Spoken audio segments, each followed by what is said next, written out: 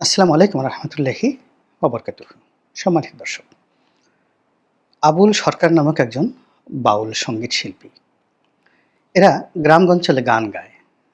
এদেরকে অনেকে ঠিক বাউল গানও বলে, আবার অনেকে বিচার গান বলে। দুই পক্ষ তর্ক করে, বিতর্ক করে। এক পক্ষ শরীয়তের গায়ক, শরীয়তের পক্ষে কথাবার্তা বলে, এবং আরেক পক্ষ মারেফতি গল্প বলে বা গান গায়। আবহমান বাংলায় শত শত বছর ধরে এই জিনিসগুলো চলছে, এবং এখানে তারা যে সকল কথাবার্তা বলে 99% এখানে গল্প, গুজব এবং বানানো, মনে গড়া কথাবার্তা। এদের লেখাপড়া খুব অল্প, নাই বললেই চলে। কিন্তু এরা স্বভাবজাত কবি। ঘন্টার পর ঘন্টা তারা ছন্দ রচনা করে যাচ্ছে, সুর রচনা করে যাচ্ছে।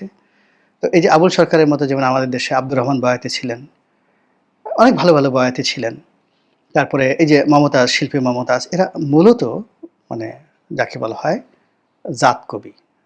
এবং এই কবিয়ালদের মধ্যে যেমন রমেশ চন্দ্র শীল ছিলেন, রমেশ চন্দ্র না, রমেশ শীল ছিলেন।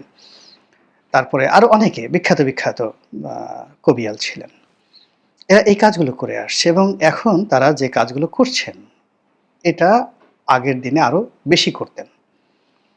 এবং এখন আমরা television, media, social media, cinema, নাটক এগুলো নিয়ে খুব ব্যস্ত থাকি। কিন্তু আদিকালে 70-এর দশকে, 60-এর দশকে গ্রাম বাংলায় এই কীর্তন, পুজো, বিচার গান, জারি, সারি, নৌকা বাইচ এগুলোর মধ্যেই যাত্রাপালা, থিয়েটার, নাটক এগুলোর মধ্যেই মানুষ 90% তাদের বিনোদন খুঁজে পেত।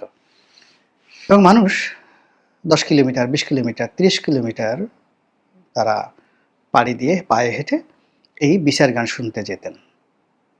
হাজার হাজার মানুষ খালি গলায় এই বিচার গান শুনতেন। এবং আমি আমার শৈশবে দেখেছি যে এরকমও সেই দিনের বেলায় বা রাতে বিচার গানের পালা বসেছে, সেখানে অন্তত 10 থেকে 20,000 লোক। কিন্তু ওই আমাদের কোনো মাইক ছিল না, খালি গলায় তারা শুনছেন, পিন পতন নীরবতা। তো যেমন আব্দুর রহমান বয়াতির একটা বিখ্যাত গান আছে, ফাতেমার চলনা আলীর প্রাণের সহে না, একদিন ঝগড়া করলেন তারা দুইজনা, মা ফাতেমা আলীর খেদমত জানতেন না। খুব শৈশবে শুনছি, কিন্তু আমার এখন মনে আছে। এখন এর সঙ্গে আসলে আপনি কোনো বাস্তবের মিল পাবেন না। তারা আল্লাহকে নিয়ে বিতর্ক করে, রাসূলকে নিয়ে বিতর্ক করে, সাহাবাদেরকে নিয়ে নানা রকম গল্প। অমুক সাহাবা আকাশে উড়তে পারতেন, অমুক সাহাবার স্ত্রী তার চাইতে বেশি বুজুর্গ ছিলেন, তাকে পা ধরে টেনে রেখেছেন, ও পাখি হয়ে গেছে। এগুলো গল্প, ঠিক বিষাদ সিন্ধুর গল্পের মতো গল্প। আর আমাদের এই সমাজে, কালচারে ঠিক আমরা যেমন মুসলমান ধর্মে যে গল্পগুলো এই যে এরা বলছে, একই গল্প কিন্তু এরকম মহাভারত নিয়ে আছে, একই গল্প বৌদ্ধদেরকে নিয়ে আছে, খ্রিস্টানদেরকে নিয়ে আছে, অন্যান্য ধর্ম সম্প্রদায় যারা আছে, বড় বড় ধর্ম, জৈন ধর্ম, শিখ ধর্ম, পার্সিদের যারা অগ্নিউপাসক তারা, এই সব জায়গা থেকে এরকম কিচ্ছা কাহিনী আছে। এখন এরই ধারাবাহিকতা এই আবুল সরকার গল্প বলেছে, আল্লাহকে নিয়ে কতগুলো বিতর্ক করেছে, গান গেয়েছে, যেটা ইন্টারনেটে দেখলাম। এবং এই কারণে তাকে গ্রেপ্তার করা হয়েছে, এবং গ্রেপ্তার করার পর এই তার বক্তব্য সোশ্যাল মিডিয়াতে ভাইরাল হওয়ার কারণে তার যারা সমর্থক রয়েছেন, সেই সমর্থকের উপর তৌহিদি জনতার নাম দিয়ে যারা ইসলামপন্থী, এরাও অত জানে না। এরাও ঠিক নামাজ কালাম বলতে 10-12টা সূরা জানেন, তারপর কিছু কিছু অর্থ জানেন, অনেকে কোরআনের হাফেজ, কিন্তু পুরো কোরআন তারা মানে অর্থ জানেন ঠিক এরকম না। সাধারণ একেবারে যাদেরকে বলা হয় খেটে খাওয়া মুমিন মুসলমান, একেবারে সাধারণ, বিশ্বাসটাই তাদের একমাত্র পুঁজি। তো তারা ভাত খাবে না, বা পরনে তাদের কাপড় নেই, ঘর ভর্তি অভাব আছে, কিন্তু আল্লাহ প্রেম, রাসূল প্রেম তাদের মানে একেবারে টগবগ করে, তারা যেকোনো সময় জীবন দিয়ে দিতে পারে। এটা একটা সম্প্রদায়। আবার বাউল যারা কাজ করছে তারাও তো এইভাবে আবহমান কালে একটু গাঁজা খাচ্ছে, একটু এই কাজ করছে, সন্ন্যাসী মেয়েদের সাথে দহরম মহরম করছে, যেটাকে বলা হয় একেবারে ফ্রি সেক্স করছে। এই জিনিসগুলো চলে আসছে এদের মধ্যে। আমাদের ছোটকালে আমরা দেখতাম বৈরাগ, বৈরাগিনী তারা একসাথে বটতলায় থাকে। তারা কি বিয়ে থা করছে? কোনো কারণে তাদের সন্তান-সন্ততি আছে আমরা জানি না। কিন্তু তারা একসাথে আছে। সমাজ এটা মেনে নিয়েছে। ওই গ্রামের এক কোণায় দেখা গেল বিশা নামক একজন সন্ন্যাসী আছে। সে সারাদিন গাঁজা খেয়ে পড়ে থাকে। রাতে গান গায়, ডুগডুগি বাজায়। মানুষ এটা নিয়ে কখনো মানে তাদেরকে মারতে যায়নি। ৭০-এর দশকে, ৮০-এর দশকে আমরা গ্রাম বাংলায় এই সহনশীলতা দেখেছি।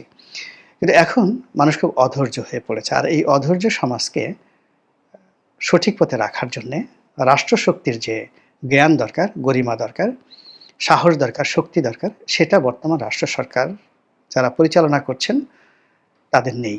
এই জ্ঞানই তাদের নেই। ফলে কি হলো? এই বাউল সরকারকে গ্রেপ্তার করতে হলো।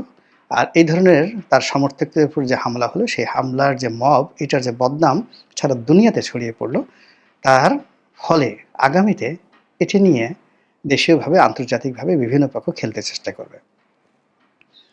আপনারা জানেন যে এই সকল বাউল সংস্কৃতি, এমনকি ধরেন আমাদের দেশে একটা বিষ্ণু মূর্তি আছে।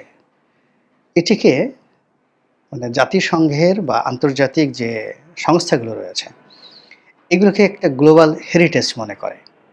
আপনি ইচ্ছা করলে একটা বিষ্ণু মূর্তিকে ১০০০ বছরের একটা বিষ্ণু মূর্তি, একটা পাথর কিংবা একটা কয়েন, এটাকে আপনি নষ্ট করতে পারবেন না। তো এই যে আমাদের দেশে অনেকগুলো সংস্কৃতি, জাতীয়, উপজাতীয়, তারপরে বিভিন্ন ধর্ম, বর্ণ, সম্প্রদায়, গোষ্ঠী, তারা যে কৃষ্টি এবং কালচারগুলো মানে অনুসরণ করে, এগুলোকে প্রোটেক্ট করার জন্য এই পৃথিবীতে অনেকগুলো সংগঠন রয়েছে অত্যন্ত শক্তিশালী, যারা জাতিসংঘের মতো প্রতিষ্ঠানকে নিয়ন্ত্রণ করে। এগুলোকে গ্লোবাল হেরিটেজ বলা হয়। যেমন ধরুন রেড ইন্ডিয়ানরা আছেন আমেরিকাতে, অস্ট্রেলিয়াতে আছেন আদিবাসীরা, আমাজনের জঙ্গলে রয়েছেন বন্য মানুষ।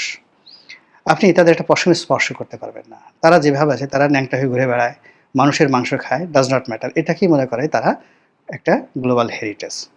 তো কাজেই এই যে আবুল সরকার যা কিছু করছে, এর পেছনে অনেক আন্তর্জাতিক চক্র রয়েছে, শক্তি রয়েছে, পক্ষ রয়েছে, যারা তাকে প্রোটেক্ট করার জন্য এই বাংলাদেশ সরকারের উপর চাপ প্রয়োগ করবে।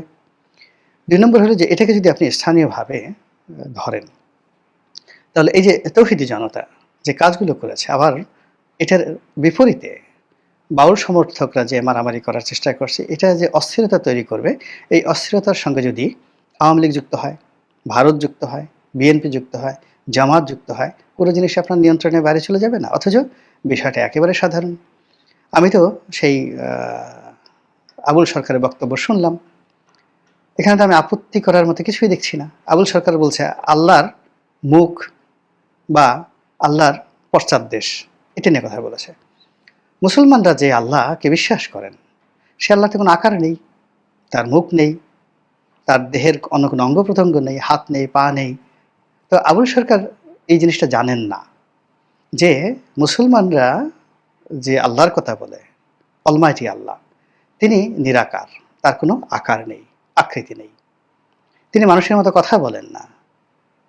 তিনি মানুষের চিন্তা এবং চেতনার ঊর্ধ্বে, মানে মানুষের চিন্তা যেখানে শেষ, মহান আল্লাহ রাব্বুল আলামিনের কুদরত সেখান থেকে শুরু। কাজেই আবুল যে কথাগুলো বলেছেন আল্লাহ সম্পর্কে, তার আকার এবং আকৃতি নিয়ে, তার অঙ্গ প্রত্যঙ্গ নিয়ে যে কথা বলেছেন, it's a matter of ignorance. এটাকে অজ্ঞতা বলা হয়, জাহিলিয়াত বলা হয়। এই জাহিলিয়াতের যে অন্ধকার, এটা দূর করার জন্য আপনাকে নূর লাগবে। এ সকল মানুষকে বোঝাতে হবে। আমি যদি তার জায়গায় থাকতাম, একটা টেলিভিশন ক্যামেরা নিয়ে তার সঙ্গে আমি কথা বলতাম, আচ্ছা আপনি তো এই কথাগুলো বললেন, আচ্ছা বলেন তো কি? তিনি নিঃসন্দেহে লজ্জিত হতেন, তিনি তওবা করতেন, লজ্জিত হতেন। কিন্তু সেটা না করে আমরা তাকে গ্রেপ্তার করে তাকে আরও বিপদের মুখে ফেলে দিলাম, আমরাও বিপদের মধ্যে পড়লাম। দ্বিতীয়ত তিনি অন্য যে কথাগুলো বলেছেন, অন্য কথাগুলো বলেছেন যে আল্লাহ বলেছেন যে আমি প্রথম এই কাজ করেছি, মানে উনি ৪টি প্রসঙ্গ বলেছেন যে আমি আগে সৃষ্টি করেছি আমার মহব্বতকে। আবার আরেক জায়গায় বলেছেন আমি আগে সৃষ্টি করেছি এটাকে, তারপরে ওটাকে। এটার মধ্যে সে যে প্রশ্ন করেছে, ইগনোরেন্স থেকে এই প্রশ্নটা স্বাভাবিক। কিন্তু ইসলামী যারা স্কলার, তারা যদি তাকে বুঝাতে চাইতেন, যেহেতু তার অডিয়েন্স আছে, তার কথা লক্ষ লক্ষ মানুষ শোনে, কাজেই তার মধ্যে নূর ঢুকিয়ে দেওয়া, তাকে হেদায়েতের পথে আনা বা তাকে সমৃদ্ধ করা, এমনকি কোনো হিন্দু, বৌদ্ধ, খ্রিস্টান, পণ্ডিত যাদের প্রচুর দর্শক রয়েছে, অনুসারী রয়েছে। আপনি যদি মনে করেন যে ধর্ম সম্পর্কে, ইসলাম সম্পর্কে, আপনার জাতির সম্পর্কে, আপনার কওম সম্পর্কে, সরকার সম্পর্কে তার ধারণা অস্পষ্ট, আপনার উচিত হলো তাকে গিয়ে বোঝানো, বলা যে যেহেতু আপনি এই বিষয়গুলো মানে জানেন না, এই ঘটনা। তাকে কনভিন্স করা, শুধু তথ্য দেওয়া। এটা কিন্তু একটা দাওয়াতি কর্ম। তো সেই ভদ্রলোক যেটাই করছে যে আল্লাহ যেটা বলেছেন যে আমি সৃষ্টি করেছি। এখন সৃষ্টির মধ্যে বস্তুগত বিষয় রয়েছে। আপনি কম্পিউটারের হার্ডওয়্যার ধরেন। তো যখন হার্ডওয়্যারের কথা বলা হয়, তা আল্লাহ সবার আগে কোন হার্ডওয়্যারটা তৈরি করেছেন? যদি সফটওয়্যারের কথা বলা হয়, তাহলে আল্লাহ সর্বপ্রথম কোন সফটওয়্যারটি তৈরি করেছেন? আপনি এটা কম্পিউটারের জায়গাতে চিন্তা করেন। তো এখন মানুষের যে ভালোবাসা, তিনি বলেছেন আমার মহব্বতকে আমি প্রথম তৈরি করেছি। তো মহব্বতটা ইটস এ সফটওয়্যার। এই সফটওয়্যারের কোনো অস্তিত্ব নেই। তো যখন একটা জিনিস সফটওয়্যার তৈরি করা হলো, এখন সেই সফটওয়্যারটা আপনি একটা স্ট্রাকচারের মধ্যে আপনি রাখবেন। তখন আপনার সেই স্ট্রাকচারের মধ্যে আপনি প্রথমে কি তৈরি করবেন? সেটার যে সকল হার্ডওয়্যার রয়েছে, হার্ড ডিস্ক রয়েছে, যে সকল চিপস রয়েছে সেগুলো তৈরি করবেন। আচ্ছা, তৈরি করলেন। করার পর এগুলোকে একটা কাঠামো দিবেন। সেটাকে একটা যখন আসবে তখন আপনি বলবেন যে আমি এরপরে কি করলাম? সবার আগে আমি তৈরি করলাম একটা কাঠামো। তাহলে একটা কম্পিউটারের ক্ষেত্রে আপনি আগে সফটওয়্যারের কথা যখন আসে, আপনি সবার আগে সফটওয়্যার তৈরি করলেন। এরপরে হার্ডওয়্যারের কথা চিন্তা করলেন। এরপরে আপনি করলেন যে আ আমি একটা ক্যাচিং তৈরি করলাম। এখানেই শেষ হলো? এটাকে আপনি মানুষের দরবারে পৌঁছে দেওয়ার জন্য এরপরে আপনি একটা মার্কেটিং প্ল্যান করলেন। আপনি এটাকে ব্র্যান্ডিং করার জন্য মার্কেটিং প্ল্যান করলেন। তো কাজেই আল্লাহ রাব্বুল আলামিন সবার আগে সৃষ্টি করেছেন। যদি এই কথা বলা হয়, এই মহাবিশ্বে এই মাখলুকাতে যে শ্রেণী রয়েছে, সেই শ্রেণীগুলোর মধ্যে যে শ্রেণী বিন্যাস রয়েছে, তিনি যে জাতির কথা বলছেন, যে ভূমির কথা বলছেন, যে আদেশের কথা বলছেন, উপদেশের কথা বলছেন, যে উদ্দেশ্যের কথা বলছেন, প্রত্যেকটার একটা শুরু আছে। আউয়ালও রয়েছে, আখেরও রয়েছে। একটা শুরু রয়েছে আর একটা শেষ রয়েছে। তো এটা পরিপূর্ণ কুরানিক জ্ঞান থাকার পাশাপাশি আপনাকে পদার্থবিজ্ঞান, আপনাকে রসায়ন, আপনাকে মহাকাশ বিজ্ঞান এবং এই জিনিসগুলো একত্র করে বুঝার জন্য যে প্রজ্ঞা দরকার, উইজডম দরকার, সেটা ছাড়া আপনি বুঝতে পারবেন না। এখন আমাদের দেশে যারা একেবারে শীর্ষ পর্যায়ের যারা আলেম ওলামা বলেন নিজেদেরকে, মানে তারা কোরআনের হয়তো হাফেজ, তারা হয়তো বুখারী শরীফ, মুসলিম শরীফ, হাদিসের জন্য সকল অমূল্য গ্রন্থগুলো রয়েছেন, তারা সেগুলো তেলাওয়াত করেছেন, পড়েছেন, মুখস্থ করেছেন। তারপরে ইসলামে যে সকল স্কলার রয়েছেন, তাদের কয়েকখানা বই পড়েছেন, মাথায় একটা টুপি দিয়েছেন, হাতে তসবিহ নিয়েছেন, গলায় সুন্দর স্বর আছে, ওয়াজ করছেন। আর বলছেন, আমি হজরতুল আল্লাম, আমি আলেমকুল শিরোমণি। কিন্তু বাস্তবতা কিন্তু তা নয়। ইসলামে আমরা যাদেরকে স্কলার বলি ঐতিহাসিকভাবে, তারা একই সঙ্গে অঙ্কবিদ ছিলেন। আপনি যদি আল বেরুনির কথা চিন্তা করেন, ইবনে সিনার কথা চিন্তা করেন, জাবির আল হায়ানের কথা চিন্তা করেন, তারা সবাই ইভেন যারা বিভিন্ন মাযহাব তৈরি করেছেন, ইমাম মালিকের কথা চিন্তা করেন, ইমাম আহমদ ইবনে হাম্বলের কথা চিন্তা করেন, তারা অনেকগুলো গুণান্বিত ছিলেন। তারা কবি ছিলেন, তারা সাহিত্যিক ছিলেন, তারা বিজ্ঞানী ছিলেন, তারা অঙ্কশাস্ত্রবিদ ছিলেন, তারা লেখক ছিলেন, আরও অনেক কিছু। সম্মিলিতভাবে একটা জিনিস হওয়ার পরেই তারা একটা মতাদর্শ প্রচার করেছিলেন। কিন্তু আমাদের দেশের এই জিনিসগুলো এখনো পর্যন্ত গড়ে ওঠেনি। ব্রিটিশরা সেই যে কলকাতা আলিয়া মাদ্রাসার মাধ্যমে এক ধরনের শিক্ষা ব্যবস্থা চালু করেছেন, আর সেই ব্রিটিশরাই আবার দেওবন্দ মাদ্রাসার মাধ্যমে আরেকটি পদ্ধতির শিক্ষা ব্যবস্থা চালু করেছেন। অথচ আমাদের দেশের যে ইসলামিক কৃষ্টি এবং কালচার, এটা মুঘল যুগে কেমন ছিল, সুলতানি যুগে কেমন ছিল, কিংবা আব্বাসীয় খিলাফতের জমানাতে কেমন ছিল, অটোমানদের জমানায় কেমন ছিল, সেগুলোর যে ধারাবাহিক যে কম্পালশন যেটাকে বলা হয়, কিংবা আলাজাহার কিভাবে আজকের এই পর্যায়ে এলো, কিংবা ধরুন এখনো পর্যন্ত পৃথিবীর সবচেয়ে প্রাচীন বিশ্ববিদ্যালয় দ্য ইউনিভার্সিটি অফ কায়রোয়ান, যেটি মরক্কোতে আছে।